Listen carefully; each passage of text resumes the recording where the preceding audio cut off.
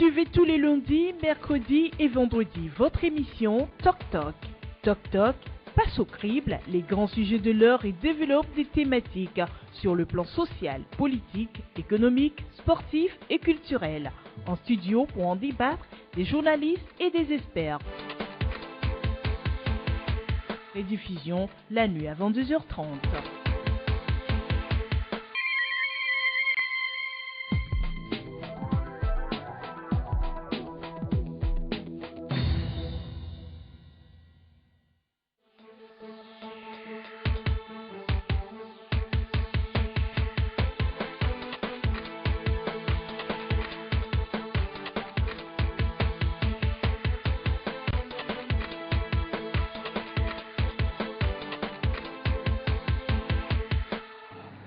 Lundi 5 décembre de l'année 2016, mesdames et messieurs, bonjour. Très heureux de vous retrouver sur les antennes de City FM, sur le plateau de LCF pour notre émission Talk Talk. Après 2 semaines de pause qui nous a permis de nous ressourcer, d'aller voir les amis de la diaspora. Nous revenons pour le direct pour cette émission Talk Talk. Nous remercions tous nos amis de la diaspora. On a constaté de visu comment vous vous intéressez à cette émission. Merci pour l'intérêt à Talk Talk. Merci à vous tous. Merci particulièrement à nos amis qui nous ont accueillis en France et des Massignon particulièrement. Merci à Innocence Ossou, l'ami de Bruxelles. Merci à Roland. Merci à Vincent Célas Ayukoutou. La liste est longue. On aura le temps de vous remercier tout au long de la semaine. Ce matin, nous recevons en studio 2 confrères. Comme d'habitude, le premier pour nous, Silvio Combé-Combété. Il est le patron du site d'information afrique-rdv.com. Bonjour Silvio. Oui, bonjour, bon retour à Lomé. Oui. Bonjour aux téléspectateurs, aux auditeurs de City FM. Alors, notre second invité ce matin, comme pour nous, Edmond Almeida, il est le patron du magazine Le Journal Tendance. C'est la première fois qu'on le reçoit ce matin. Bonjour Edmond. Bonjour Junior, comment ça va? Ah, ça se passe très bien, par la grâce de Dieu. Dans la seconde partie, nous aurons comme invité Fulbert Sassou Atisso, il est le président du parti de Togo Autrement. Mesdames et messieurs, voici la une des journaux.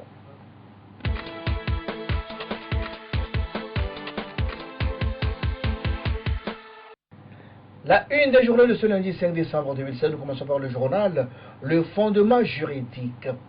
Le journal Fondement Juridique titre à sa une ce matin: désenclaver les localités et faciliter les échanges commerciaux à Tchamba.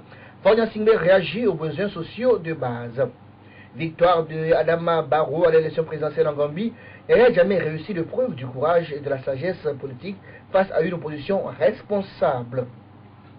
Togo matin dans les cœurs ce matin, le journal titre à sa une: le Nigeria, le Bénin et la Côte d'Ivoire, le Togo pour un carburant écologique entre 2 carburants mortels. Dossier lutte contre le sida, apport des LGBT et autodépistage politique. Le HCRUN propose la création d'un musée aux forces de défense et de sécurité. Foire, un accident fait 1 mort et 5 blessés. Forum de la semaine avec les également ce matin. Le journal titre à sa une: 13e foire internationale de Lomé. Un véhicule marche sur la foule et fait 1 mort et des blessés graves. Politique africaine, Adama Barrow met fin dans les urnes à 22 ans de dictature de Yahya Jammeh. Belle leçon de patriotisme et de l'opposition gambienne à l'opposition togolaise. Nations Unies, dossier syrien, le Togo sollicité par 4 pays arabes. Harakiri est avec nous ce matin. Le journal d'Olivia Dia titre: politique présentée comme traumatisée par la création des FDR. Betayaovia Bouibon estime plutôt qu'il s'agit d'une crise de purification. Litige foncier à Zanguera Hungome. À 26 ans, Attila Maokou décide de déloger tout un village avec la complicité de hauts cadres de la justice togolaise. Enquête les nouvelles formes de prostitution au Togo et en Afrique. Ce matin, grand dans le kiosque, le journal Liberté, le quotidien privé de Médard Ametepe, gestion approximative du Togo. La capitainerie du port autonome privatisée est concédée à une société au contour flou. Obsession du pouvoir en Afrique de l'Ouest, Yahya Jammeh, fausse compagnie à Fagnan Singbe. Le Togo, seul pays de la CEDEAO, hostile à l'alternance.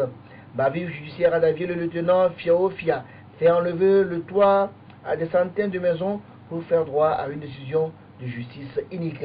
Et enfin, avec nous ce matin, le curateur de Honoré Adontu. Le journal titre à sa une: un séisme politique en Gambie. Yahya Jammeh aussi s'en bat. Fagnan Singbe, le Togo, désormais seule curiosité de l'Afrique de l'Ouest. Pour interview du professeur Mangola Kakouvi, ça ne peut pas changer sauf le Togo. Alternance démocratique en Gambie, les grands enseignements pour les acteurs politiques du Togo. Eh bien, c'est tout pour la une des journaux de ce lundi, le jingle, annonçant la première partie de l'émission.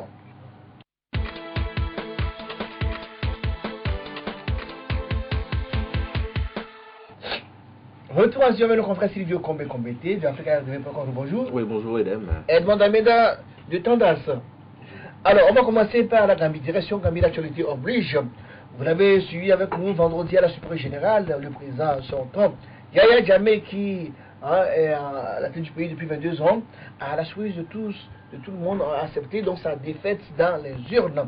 Quand la présidentielle a été annoncée en Gambie, personne ne s'y intéressait, puisqu'on savait que, à la fin, c'est Gambie qui gagne, mais c'est Yaya Jammeh qui gagne. Et mais curieusement, cette fois-ci, peut-être que Dieu, bien le d'esprit, a touché son cœur. Yaya Jammeh a reconnu sa défaite, mieux a appelé son adversaire et l'a félicité dans une forme d'humour, on a vu. Qu'est-ce qui peut expliquer cette situation, Silvio Combé? Merci. Bon, d'abord, c'est un coup de tonnerre, parce que personnellement, et de l'avis de beaucoup d'observateurs, personne ne s'y attendait. Mais je pense que fondamentalement, c'est parce qu'à un moment donné, les Gambiens ont compris qu'il fallait rompre avec les 22 ans de dictature. L'attitude du président de la commission électorale a été décisive. C'est ça que moi je retiens comme leçon fondamentale, parce que tout se repose sur les hommes. Quand les hommes acceptent de conduire un processus électoral dans les bonnes conditions, les résultats sont les résultats issus des urnes qu'on publie, et donc fondamentalement c'est ce qui a joué dans l'élection gambienne. Et aussi le fait que le monsieur, il dit en fervent musulman, il accepte, parce qu'il avait dit que si Allah demande de quitter le pouvoir, il quitterait. Et si la volonté d'Allah serait de ne pas quitter, de continuer avec la Gambie, il allait continuer. Et donc même dans son message, quand il a appelé son challenger Adama Barrow pour le féliciter, il a même dit que Allah lui a tracé le chemin, il retournera à la terre, que c'est ce qu'il sait faire le mieux d'ailleurs. Donc je pense que de façon fondamentale, c'est beaucoup plus le monsieur de la commission électorale qui a beaucoup plus joué dans le processus électoral, parce que quand on voit un peu ce qui se passe dans nos pays sous les tropiques, généralement avant de proclamer les résultats, le président de la commission donne les résultats au président, et s'il est d'accord, il publie. S'il n'est pas d'accord, il ne publie pas. Et dans cette espèce, le président de la commission a fait la même chose. Il a donné les chiffres de première tendance à Yaya Jammeh et lui a dit les choses ne sont pas bonnes pour vous. Et il s'apprêtait à donner les premiers résultats quand Yaya Jammeh a appelé pour lui dire écoutez, ben, je vais reconnaître ma défaite et je vais faire un discours. Et il a respecté sa parole. Oui, justement. Peut-être que si Yaya Jammeh avait dit, mais écoute, essaie de trépatuer un peu les résultats, peut-être, on ne sait jamais, mais je pense fondamentalement que ce sont les hommes qui font les élections, ce sont les hommes qui font les processus électoraux. Si on a de ces hommes plus ou moins intègres également dans tous les pays d'Afrique de l'Ouest, c'est ça en fait le nœud gorgien. Quand on prend aujourd'hui les crises électoraux en Afrique, c'est beaucoup plus l'Afrique occidentale. Je pense que si on avait des hommes intègres en Afrique comme le monsieur, bon, en tout cas, on ne serait pas à ce stade-là aujourd'hui. Edmond Almeida, on a vu, Yaya Jammeh, 51 ans, 22 ans au pouvoir, et d'un bon matin comme ça, on va aux élections, personne n'attendait, donc à la vision de l'opposition, il a été laminé, il a accepté sa défaite et il se retire. C'est absolument ce qu'il fallait faire. Je ne vois pas ce qu'il y a d'extraordinaire dedans, puisque lorsqu'on va à une élection, on la perd. Il faut, dans le sens normal de la démocratie, accepter d'abord sa défaite, féliciter le concurrent et lui souhaiter bon vent. C'est ce qu'il a fait. Bon, ceci étant, la personnalité même de Yaya Jammeh, le mythe qui entoure sa présidence, tout ce qui se dit ici et là, ont contribué quand même à le sacraliser. Je pense même que tous les journaux de la veille du scrutin, quand je prends les médias occidentaux, disaient bon, le scrutin sans grands enjeux, puisque Yaya Jammeh au pouvoir depuis 22 ans, va remplir facilement. Finalement, nous avons été tous pris de court, peut-être parce que nous ne sommes pas trop proches. Je pense que certains médias sénégalais ont quand même flairé un peu le coup et l'ont annoncé quelques jours un peu plus tôt. Ceci étant, ces médias n'ont pas été pris au sérieux. Yaya Jammeh a joué bon jeu, il a accepté le verdict des urnes, il a montré publiquement la voie. Et je pense que son attitude a quand même contribué à baisser la tension. Parce qu'évidemment, il y avait une tension, mais le fait de reconnaître publiquement à la télévision, mettre un peu en scène son coup de fil, Adama Barrow, a contribué vraiment d'abord à renforcer la cohésion en Gambie. Ceci étant, ce n'est que la première partie d'un feuilleton qui peut avoir des rebondissements dans les jours, semaines ou mois à venir.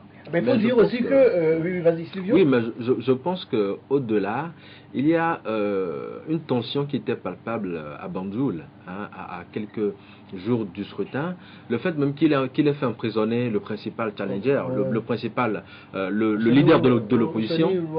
Oui, ça a essayé de cristalliser un peu la tension qui était dans le pays, surtout à Banjul. Et aussi... ce qu'il ne faudrait pas non plus passer sous silence, c'est le rôle majeur qu'a joué un certain nombre d'acteurs de la société civile. Ouais. Pas seulement de Gambie, parce qu'eux, ils n'avaient pas la main libre. C'est de la diaspora. De la diaspora et même africaine. Je donne juste un exemple. Media Foundation for West Africa. Mais les gars, ils ont bossé dur. Ils ont bossé dur. Du genre, quand vous voyez un peu le travail que c'est pas pour leur jeter des fleurs, mais c'est du genre, ils ont essayé de décortiquer le monsieur. Comment ce monsieur, s'il revient encore pour notre mandat, les enjeux, les problèmes que cela peut encore entraîner pour la Gambie, ils ont essayé de faire un travail beaucoup plus scientifique. Du lobbying? Oui. Ils ont approché les pays étrangers. Voilà. Oui, en fait, c'est beaucoup plus ça. Ils ont approché les chercheurs, les politologues qui ont essayé de décortiquer la situation gambienne. Ce que cela pourrait avoir comme répercussion sur le pays 5, 10, 15, 20 ans. Je pense que c'est ce qu'on n'arrive pas forcément à faire. Beaucoup plus dans nos pays, c'est que on est beaucoup plus dans l'esprit de critique et on essaie juste de critiquer juste pour critiquer. On cherche pas les solutions. Voilà, pas seulement des solutions, mais on n'arrive pas à montrer du doigt, pas A plus B, que monsieur, si tu y vas, voilà les conséquences, voilà les pas dangers. Parce qu'on ne t'aime pas. Voilà les dangers. Voilà les dangers, pas parce qu'on ne t'aime pas, parce que le monsieur, avec tout, il traîne beaucoup de casseroles. Ouais. Il y a beaucoup de confrères aujourd'hui à Gambie qui ont fui le pays, qui sont refusés au Sénégal. Ouais. Et qui même, à un moment donné, ils ont dû encore fuir le Sénégal. Parce que vous savez, avant c'était la Sénégambie. Et donc, avant c'était un seul pays. Voilà, et donc du coup, il faisait quelquefois des impulsions au Sénégal pour qu'on puisse aller dénicher ceux qui s'exilent. Mais les confrères ont dû également quitter le Sénégal. Donc vous voyez un peu, la question des droits de l'homme a été assez cruciale. Et même, nous, le premier article que nous avons fait, il y avait Amnesty International qui avait demandé à ce que le respect des droits de l'homme soit le principal défi à relever au niveau de à Banjul. Parce que quand vous êtes gambien, vous n'avez pas le droit non seulement de critiquer, en fait la liberté d'expression n'y était pas. La liberté d'expression était pas inexistante. Comme il veut, il était en prison comme il veut, il avait le droit de citer sur tout le monde, et donc c'était quand même un pays atypique. Mais oui. J'aimerais rebondir un peu sur l'intervention de mon ami Silvio. En fait, moi je pense qu'il faut quand même faire très attention dans cette période en fait post-élection qui est quand même relativement sensible et instable pour jeter quand même des fleurs et tirer un boulet rouge sur tel acteur parce que nous sommes dans une période quand même suivie de très près par la communauté internationale et même par justement cette société civile dont parlait tout à l'heure Sergio. Aujourd'hui, ce qui apparaît clairement et qui est indiscutable, c'est le sens, disons, de l'État de Yahya Jammeh. Et ça, personne ne peut le nier. Nous sommes en Afrique et nous avons un peu partout sur le continent des sociétés civiles, Amnesty International, etc., qui sont très actifs, mais qui n'arrivent quand même pas à déloger certains nombre d'acteurs, certains chefs d'État de leur fauteuil. Alors, moi je le redis encore, Yahya Jammeh avait quand même tout pour faire... Pour résister. Il avait absolument tout. D'où l'intervention, on peut mettre cette victoire de l'opposition sous le coup d'une bénédiction divine. Le Saint-Esprit l'a illuminé, il a été éclairé. C'est comme Saül, Saint Paul sur la route de Damas qui a été illuminé et qui est devenu Saint Paul. On va faire attention pour ne pas verser dans l'ésotérisme, c'est pas ça en fait le débat. Oui. Aujourd'hui, ce que nous voyons, ce qui apparaît à nos yeux, c'est de voir un homme très craint dans son pays, parfois même vénéré. Hein, on a des images où les gens voient vénéré, qui a quand même une armée fidèle à sa botte, et qui a quand même accepté, franchement, très calmement, le verdict des billes, pour pas dire des urnes. Alors, est-ce qu'on peut dire qu'il y a des pressions sur Odile, par exemple Washington, c'est que Washington mettait la pression souvent, évidemment. Il y a des puissances qui mettaient la pression, ou bien il y a du boulot qui est fait. Dans un monde globalisé où Washington peut faire des pressions, Paris peut en faire, la Chine... Il ne voulait pas finir par, comme moi, Blaise Compaoré par exemple. Évitons en fait de faire ces analyses-là. Finir comme Blaise Compaoré ou comme je ne sais qui. Ce que je sais, c'est que le monsieur, à un moment, a dit je laisse et il part. Tout ce que vous... Enfin, les analyses des consultants ou des politologues, c'est bien, c'est beau, mais ce ne sont que de pures supputations. Ce que nous avons en face de nous, c'est quelqu'un qui reconnaît sa défaite et qui dit qu'il part. Ce qui est normal. Ce qu'il faut saluer. Alors s'il faut commencer par saluer tel acteur pour froisser un autre, jeter du discrédit sur même Yaya Jammeh et sa bande, attention. Non, mais il faut pour l'instant, il a disparu des écrans radars. La population est là, la population est complètement jubilée. Mais il faut dire que la population quand même aussi a joué un grand rôle. Les gens sont mobilisés de façon extraordinaire et ils étaient décidés à faire partie. Oui. On a vu 5% des gens sont partis voter. Oui. On a vu les queues aussi. Hein. Oui, mais on peut voter à 5% et ne pas non plus faire de Boulonnais. Il n'y a jamais. Mais ce que moi je proposerais, peut-être que je ne serais pas entendu, mais une situation qui devrait arriver, qui va permettre également de sauver l'après Yaya Jammeh, c'est qu'il n'y a pas une chasse aux sorcières. C'est ça. Ouais, en principe, on devait le laisser tranquille. Non, mais pourquoi vous dites en principe? Parce que le monsieur, il a commis des violations flagrantes de droits de l'homme. Il a tué. Oui, il a tué. C'est que si on veut l'inquiéter, ça peut encore se retourner contre le pays. Voilà, donc il a fait ses bras droits toujours dans l'armée. Exactement. Donc, moi, j'aimerais attirer l'attention sur le fait que Junior ne devrait pas dire tranquillement il a tué. Attention, le pouvoir, ce n'est pas la chefferie traditionnelle, c'est pas la même chose. Donc lorsque nous, journalistes, on se met lendemain d'élection à dire il a tué, attention. Mais il a tué, Edmond. C'est celui qui a tué, il a tué. Les faits sont têtus, il a tué, certes. Mais on a vu tout récemment, les opposants ont été tués. Edmond, là, moi je ne serais pas d'accord, il a tué, certes. Oui, Edmond, alors, dommage, le temps passe aussi. Autant je ne peux pas dire qu'il n'a pas tué, autant je ne peux pas dire qu'il a tué. Parce que moi, j'ai pas de preuves pour le dire. Mais non, attends, tout le monde le voit. Et puis lui-même le dit. Attends, quand on a tué, oui, ben si. Si tu fais un papier, tu ne diras pas qu'il a tué. Bon, attends, ça ce n'est pas le débat. Mais c'est un fait. Les faits sont têtus, le monsieur l'a tué. Mais maintenant, moi, ce que je proposerais, ce qui serait bien d'ailleurs, c'est qu'il n'y ait pas, plutôt qu'il y ait de l'amnistie pour cet ancien chef d'État, pour que Gambie puisse vraiment continuer à vivre. Pour que ça rassure aussi les autres, parce qu'en Afrique centrale, ils sont nombreux. Les gens ont vraiment peur de quitter. Voilà. Et du coup, les gens disent, si Jammeh part, et on n'inquiète pas, on le laisse faire son agriculture comme il veut bien le faire, et bien nous, ça peut partir. Ouais. Parce que si aujourd'hui on traduit Jammeh devant les juridictions internationales, et les gens peuvent être encore braqués. Mais au même moment, certains ne seront pas sérieux. Enfin, ne seront pas d'accord. Quand je dis, par exemple, ne seront pas d'accord, je prends par exemple les défenseurs des droits de l'homme. Ouais. Ils vont dire non, il a commis des violations dans l'impunité, il faut corriger. Ouais. Mais au même moment, des fois, eux-mêmes, ils ont des systèmes qu'on appelle le VETIN, ou encore des amnisties qu'on peut également accorder. Ça dépend également des situations. Mais moi, j'aimerais également... On peut le juger et après le gracier. On peut le gracier. Mais maintenant, au même moment, j'aimerais bien faire ce rapprochement avec nos autres pays, en particulier le Togo. Il y a certains journaux qui l'ont effleuré, qui n'ont même pas effleuré, qui en ont parlé. Vous vous rappelez que lors d'un récent congrès, lors d'une récente réunion des chefs d'État de l'Afrique de l'Ouest à Accra, il y avait Yaya Jammeh et le chef d'État togolais qui s'étaient vertement opposés contre la limitation de mandat. Oui, non. Mais la Gambie le Togo. Oui, la Gambie le Togo. C'est mieux de dire comme ça. La Gambie, c'est qui? C'est Yaya Jammeh. Oui, je ne parle pas de la personne. Des institutions que de parler des personnes. Mes chers amis, c'est Yaya Jammeh qui endosse la responsabilité de la Gambie. Bon, bref. Edmond, je le dis à vous tout à l'heure. Bon, disons le mandat. Oui, bon, le Togo et la Gambie, sauf que le Togo, ce n'est pas moi seul. Ce n'est pas. Tous les Togolais ne sont pas d'accord sur la non-limitation de mandat. C'est pourquoi moi je préfère ne pas dire le Togo. 87% des Togolais sont pour. Voilà, donc c'est pourquoi je préfère ne pas dire le Togo. Si on dit le Togo, c'est comme, c'est vrai que le chef de l'État prend une décision au nom du pays. Donc quand on parle du Togo, on parle de Fagne Assimé. Et donc du coup, les deux hommes avaient vertement dit non, leur position était de ne pas accepter la limitation de mandat.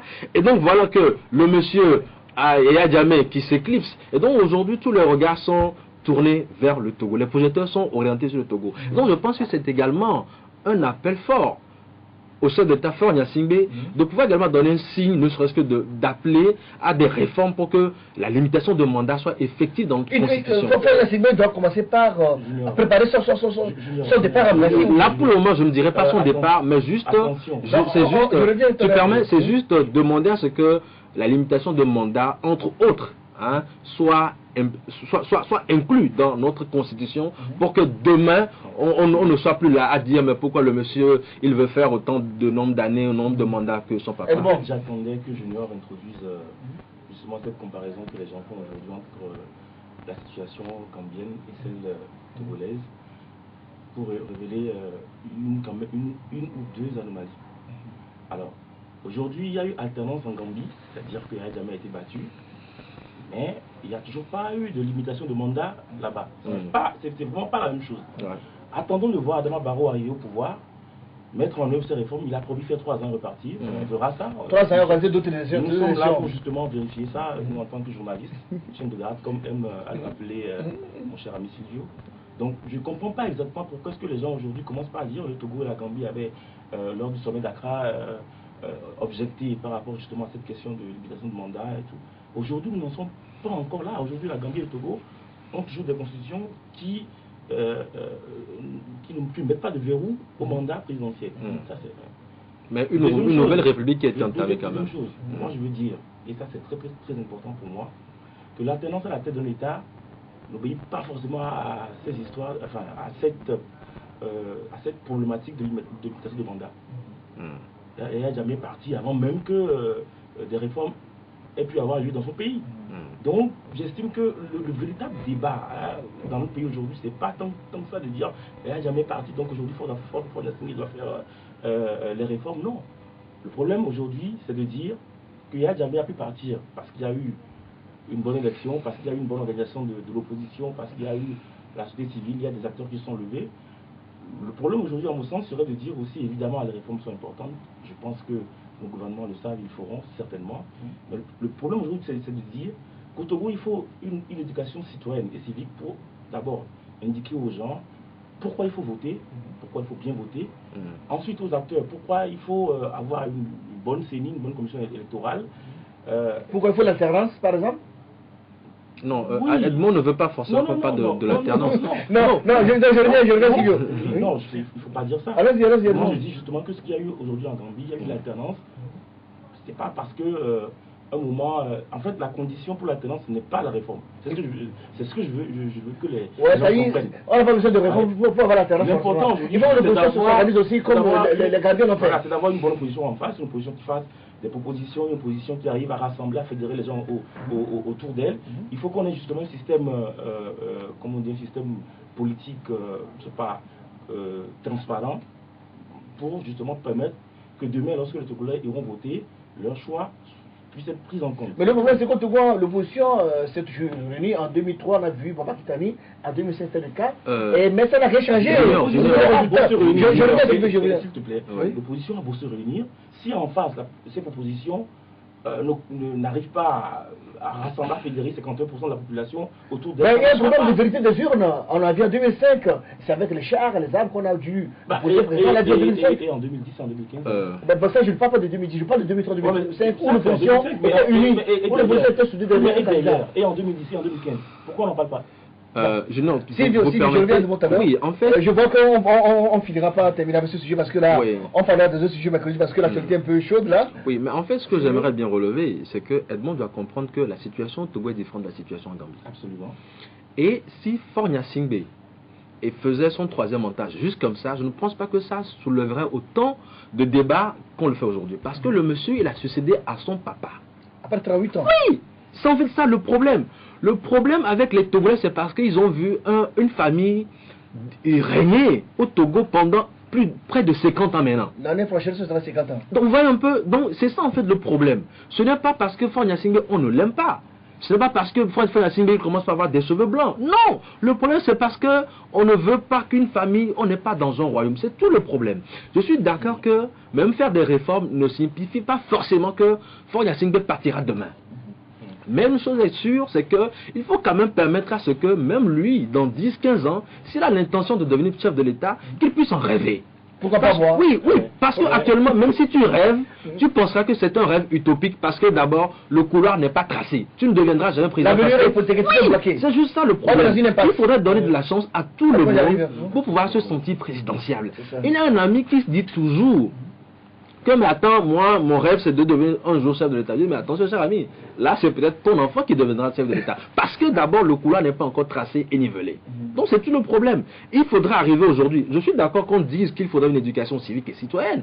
Mais je ne... Parce que beaucoup de Togolais, on dit élection, mais ils vont dans les urnes, ils font autre chose. Parce que peut-être derrière, on leur a donné des sacs de riz et tout. C'est ça aussi. Oui, c'est pourquoi je parle des hommes. Aussi. Certes, mais quand même, il faut faire des trucs comme ça. Oui. Les Togolais sont dedans.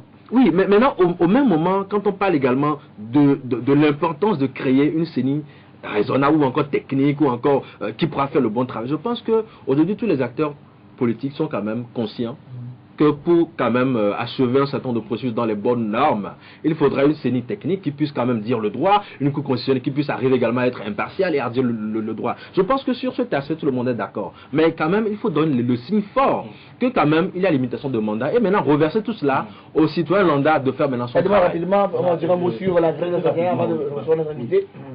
Lorsque nous voulons donner des conseils aux acteurs politiques, il faut pouvoir personnaliser nos conseils. C'est-à-dire, lorsque nous regardons Fonds Nassimé, adressons-nous à lui. Lorsque nous regardons l'opposition, essayons de leur dire aussi ce qu'il faut.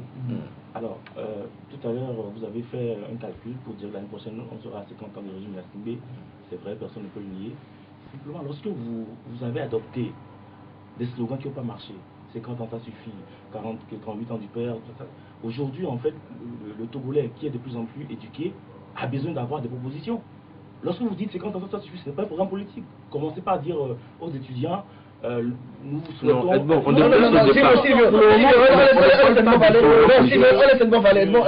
moment, on ne parle pas de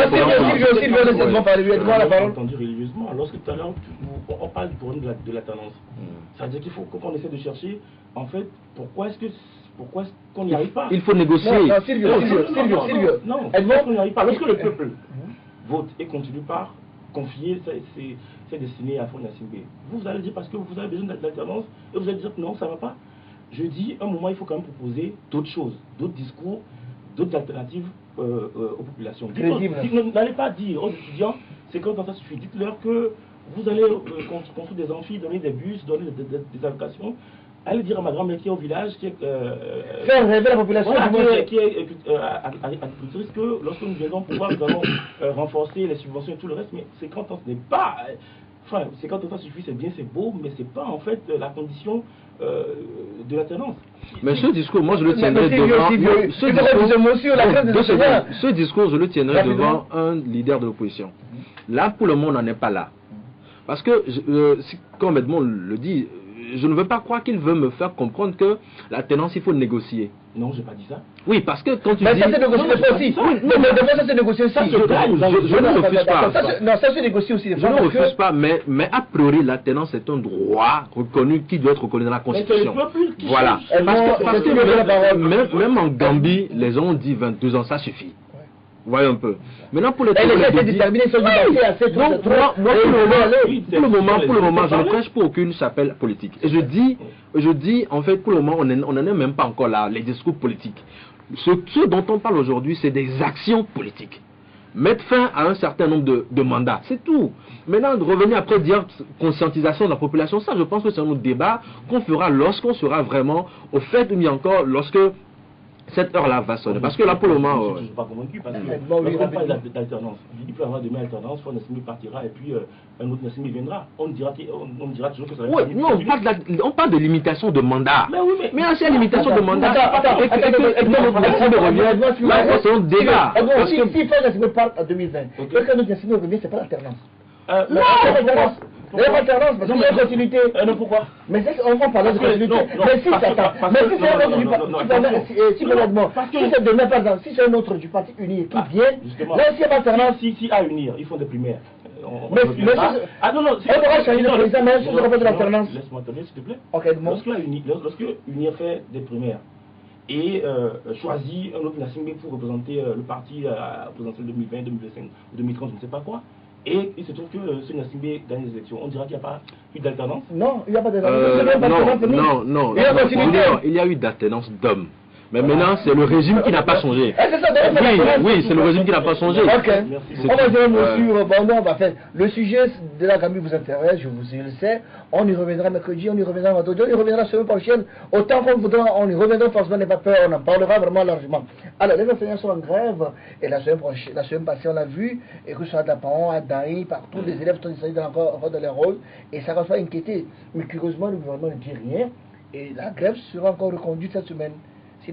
Oui, en fait, ces situations que moi je trouve quand même dommageables au Togo, ne serait-ce que de se prononcer, de réunir les acteurs, ça permet d'apaiser du moins la tension et de dire, écoutez, moi je donne toujours l'exemple de nos maisons, parce que le Togo c'est vaste.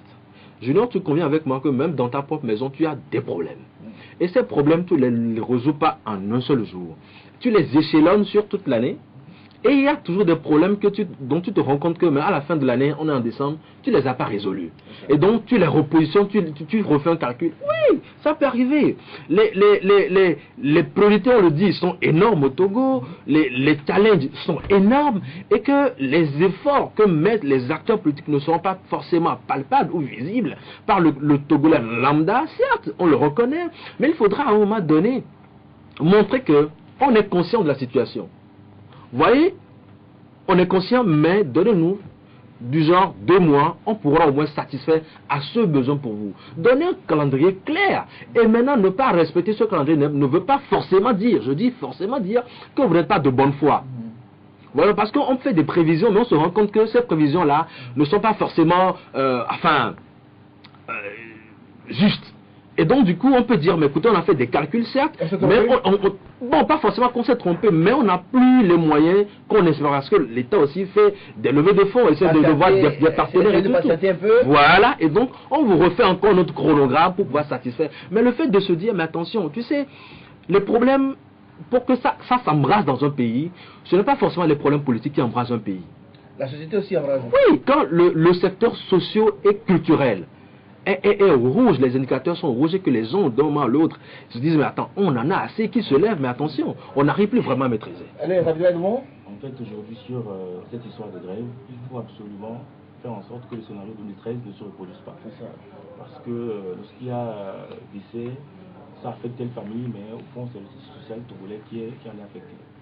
Donc, moi, en 2015, lorsque le gouvernement Classou 1 a été dévoilé, et que les gens ont dit, mais pourquoi c'est Classou, il n'y a pas Classou de jusqu'à maintenant. Oui, bah, dire. Bon, vous parlez de remaniement avec la soldation, peut-être.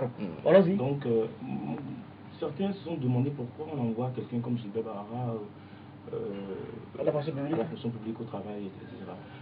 Et moi, à l'époque, j'ai compris que c'était en fait un signal donné par la tête de l'État pour dire aujourd'hui les problèmes au niveau du travail en général, donc, puisque c'est le même ministre qui s'occupe de ces dossiers, des revendications syndicales et tout le reste.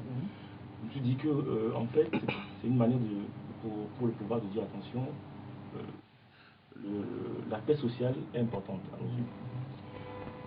J'ai eu l'occasion d'approcher le ministre Bahara à plusieurs reprises l'année dernière, cette année aussi, et j'ai cru comprendre que beaucoup d'actions étaient menées, beaucoup de discussions. L'année dernière, il y a eu des accords qui ont été annoncés, ce qui a fait que les examens sont passés. En fait, il faut le dire aussi, hein, sont quand même passés dans de bonnes conditions. Et aujourd'hui, si les enseignants sont donc mécontents, c'est forcément parce qu'il y a de nouveaux problèmes qui sont apparus. Ou alors, comme l'a dit Silvio, des échéanciers qui n'ont pas été respectés.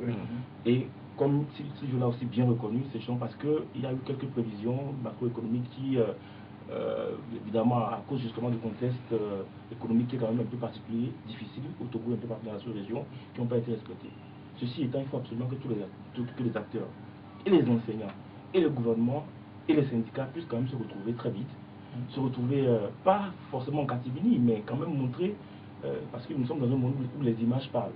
Lorsque vous vous retrouvez, que vous montrez à la télévision, dans les journaux, que vous dialoguez, ça permet quand même aux élèves de se rassure, ça calme la rue, ça calme les élèves aussi. Ceci étant, la théorie de considérer les cours comme fait, Je pense que c'est ça en fait. Bon, pour l'instant, les enseignants, ils ne vont pas sortir cette phrase-là. Enfin, Ah non, mais... non, pour l'instant, enfin, on n'a Voilà. pas. Mais les élèves, déjà, le fait que c'est la rentrée à peine, et qu'il y a des voyages, ils sont furieux, ils sont mécontents.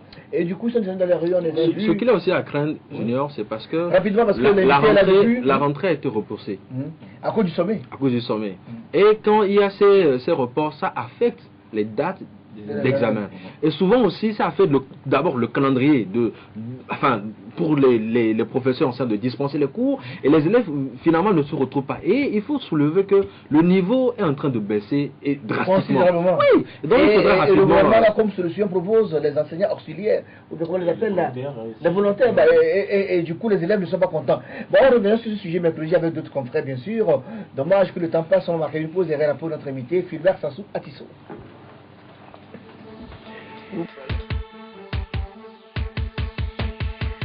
Suivez tous les lundis, mercredis et vendredis votre émission Toc Toc. Toc Toc passe au crible les grands sujets de l'heure et développe des thématiques sur le plan social, politique, économique, sportif et culturel. En studio pour en débattre des journalistes et des experts. Rediffusion la nuit avant 2h30.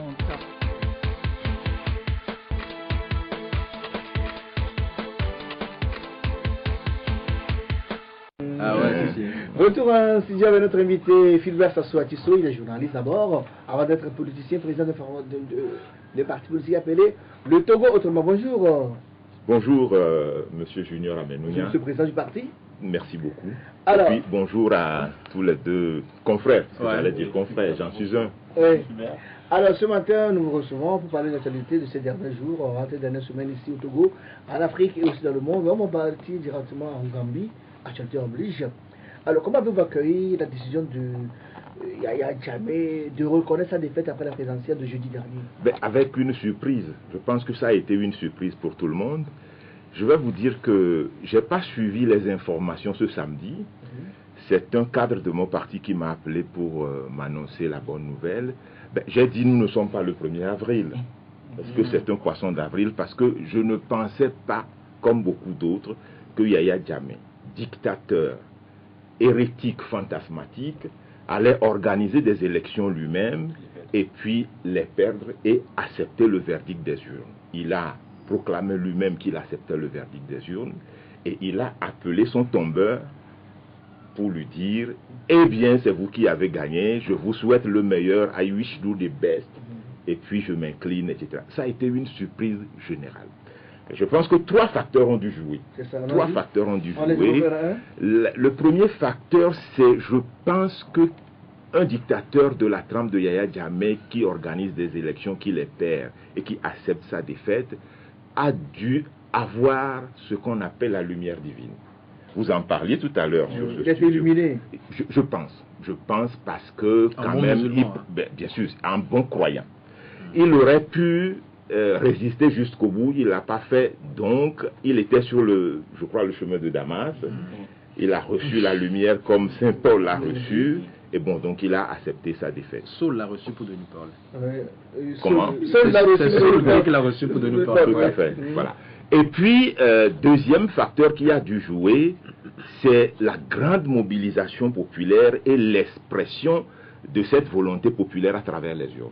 Vous savez que chez nous, nous avons fait des élections la dernière fois, élections présidentielles notamment, nous avons connu une abstention de 40%. Surtout à Lomé. Ce n'est pas avec cette abstention-là, ce taux d'abstention qu'on gagne les élections, qu'on inverse la tendance et qu'on matérialise une alternance politique.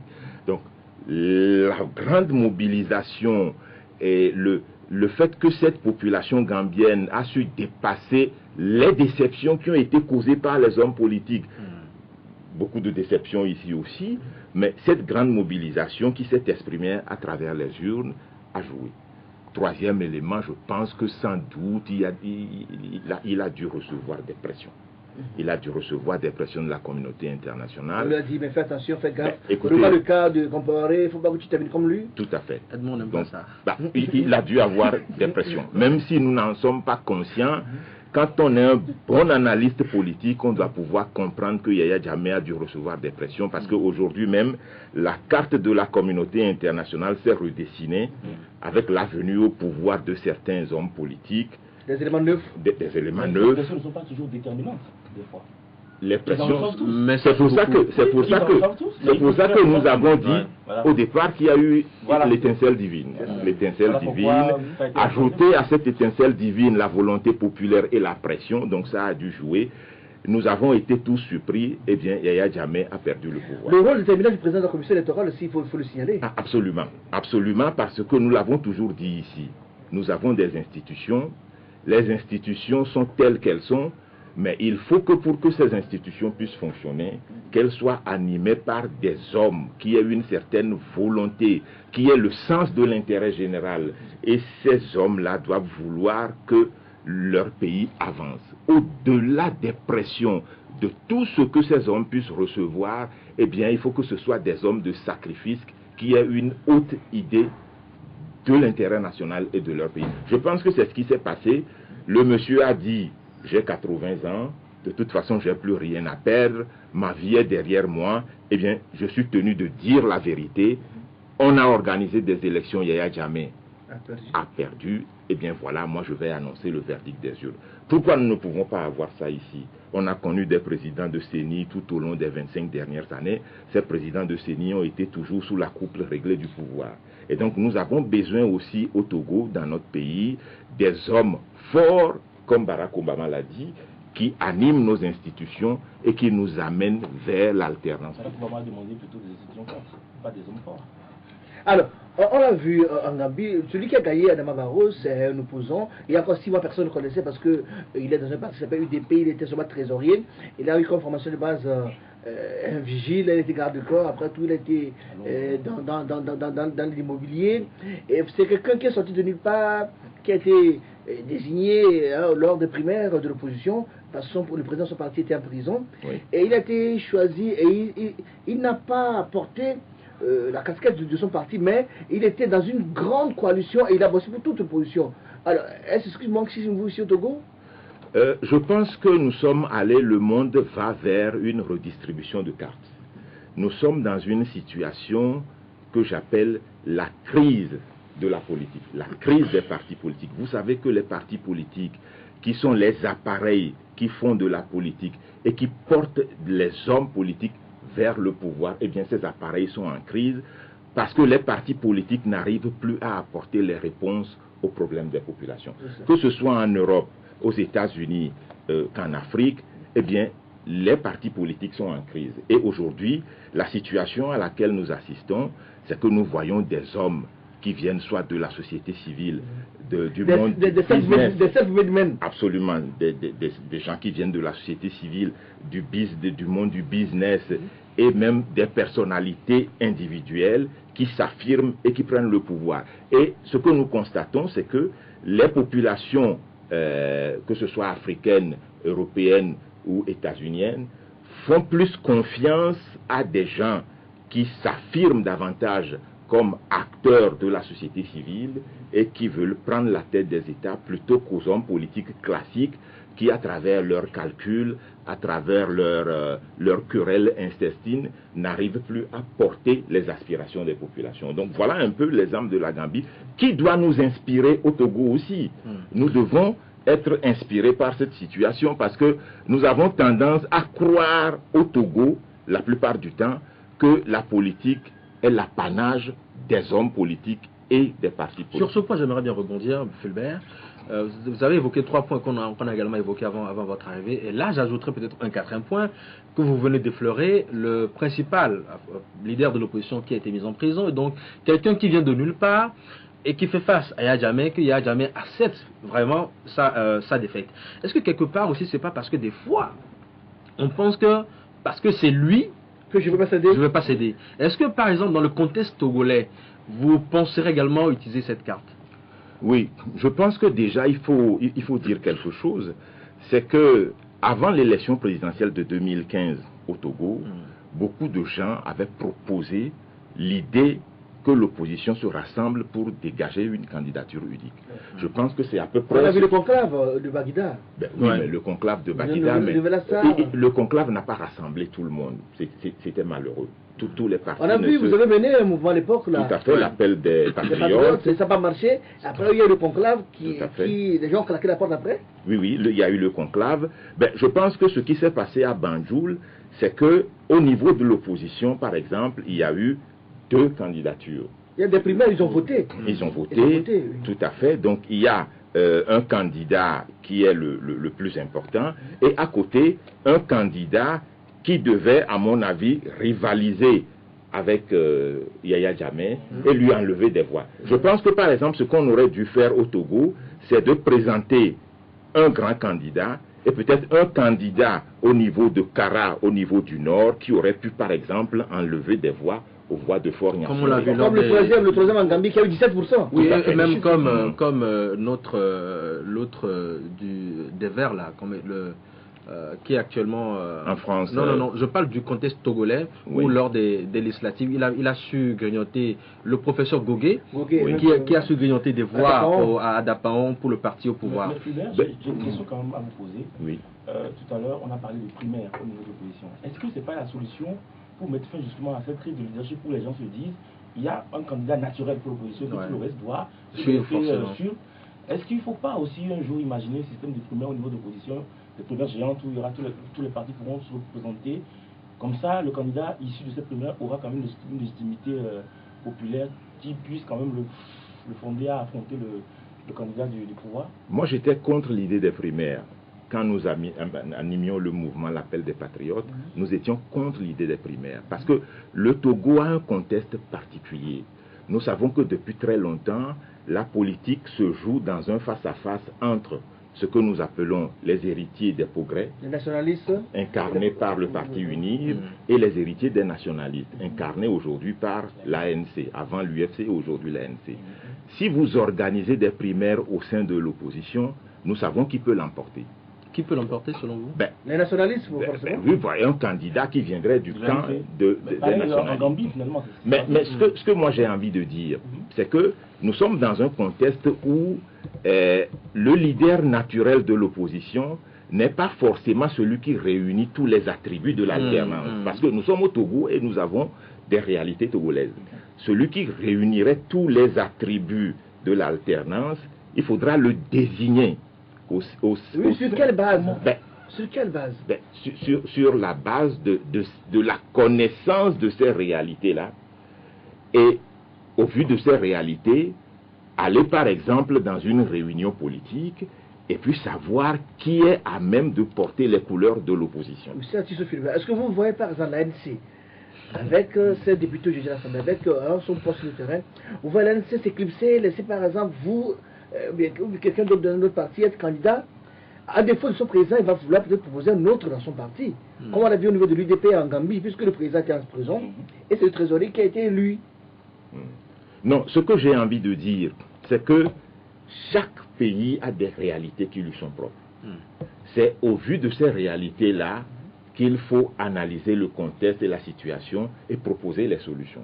Vous ne pouvez pas exporter des solutions d'ailleurs dans un contexte qui est différent. Dans ce cas, il faut pas faire de comparaison, le cas gambien, le cas togolais. Non, il y a des comparaisons à faire.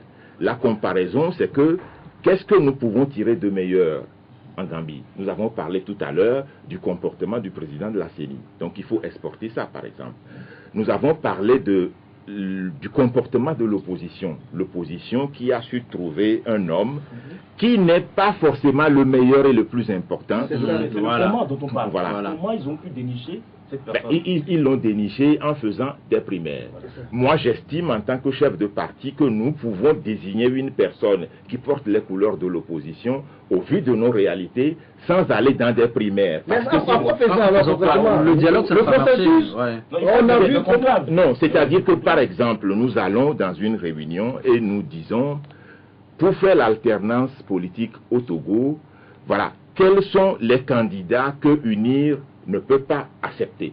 Mais comment on peut le savoir, nous connaissons les réalités. C'est comme par exemple, depuis très longtemps, avant même que Gilchrist Olympio avec l'UFC ne signe l'accord que nous avons connu en 2010 avec le RPT qui est devenu uni par la suite, nous savons que l'adversaire, l'ennemi que Yadema ne voulait pas voir, que Faure ensuite ne voulait pas voir, c'était Gilchrist Olympio. Vous envoyez Gilchrist Olympio qui réunit tous les suffrages. Si on organise des élections primaires dans l'opposition, c'est lui qui les gagnait.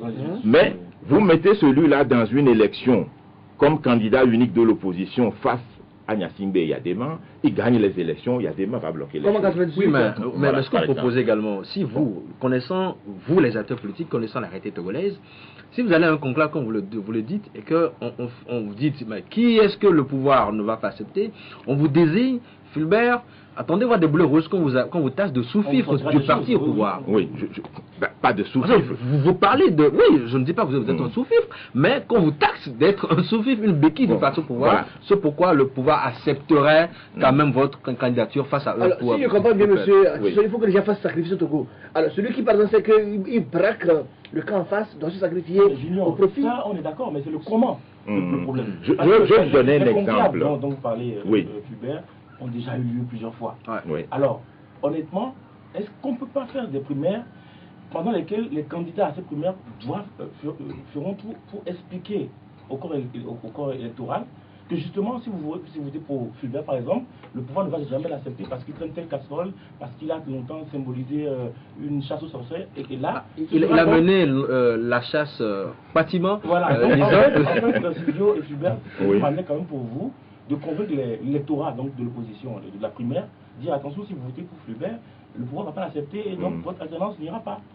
Alors, ce que j'ai envie de dire par rapport à 2015 au Togo, ce qui s'est passé, je vais peut-être dire quelque chose qui fâche, mais je le dis dans la perspective d'éclairer l'analyse politique.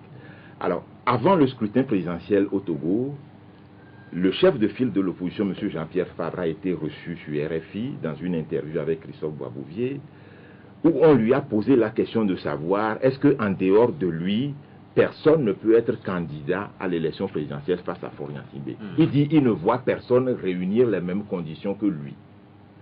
Et que ça ne peut être que lui, le candidat de l'opposition. Donc déjà, je pense qu'il s'est imposé comme candidat. Ça a braqué.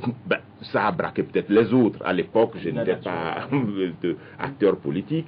Donc déjà, le jeu a été faussé. Même s'il le savait, il aurait pu masquer un peu cet argument pour ne pas dire les choses comme il les avait dit. Bon, maintenant ça s'est passé.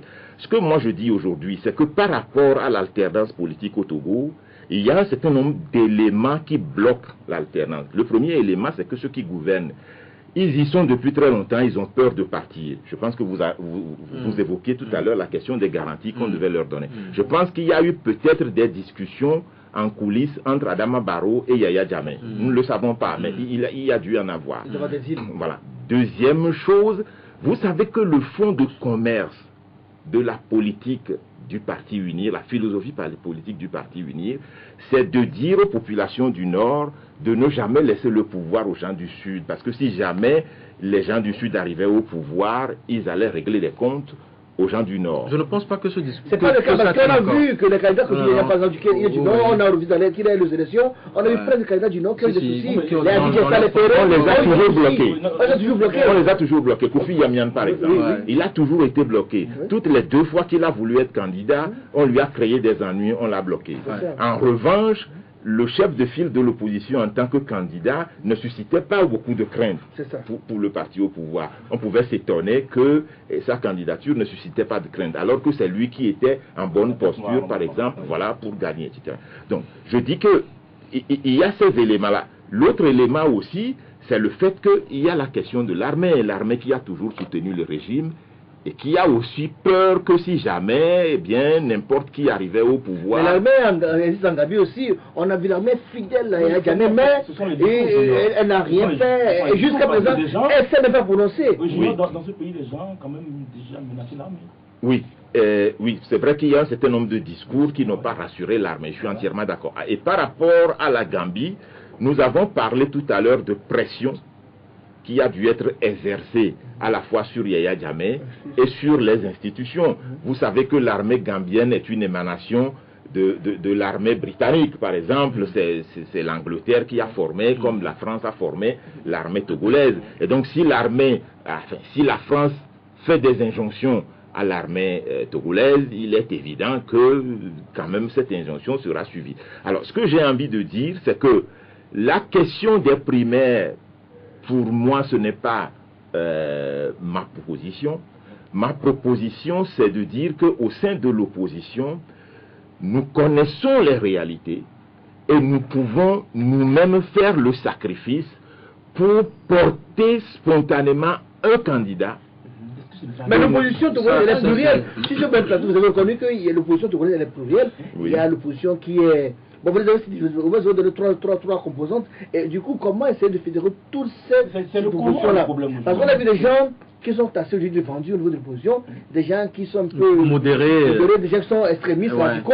Alors, comment réunir tout ce monde-là pour que la mayonnaise prenne? Comment il faut réunir tout ce monde-là? C'est de dire que au-delà de nos différences et de nos différends, parce que nous avons des différences, nous avons également des différends, c'est que nous voulons la même chose, l'alternance. Alors, comment faire pour obtenir cette alternance? D'abord, il nous faut des réformes. Il nous faut des institutions. Mais c'est pas évident, on a vu en Gambie, il n'y a pas eu de réforme, c'est un tour, mais l'opposition a gagné. L'opposition a gagné. Mais au Togo, on fait croire comme si sans réforme, il n'y a pas d'alternance. Et sur exemple, ça décourage les électeurs, les gens ne vont plus voter, les gens se résignent. Oui, mais pour nous, il est important qu'un minimum de réformes est, à mon avis, nécessaire. Notamment la réforme de la CENI. Aujourd'hui, quand vous prenez la CENI qui existe, il n'y a même plus l'opposition au sein de la CENI. Donc si nous voulons aller il faut revenir à la CENI 98 par exemple.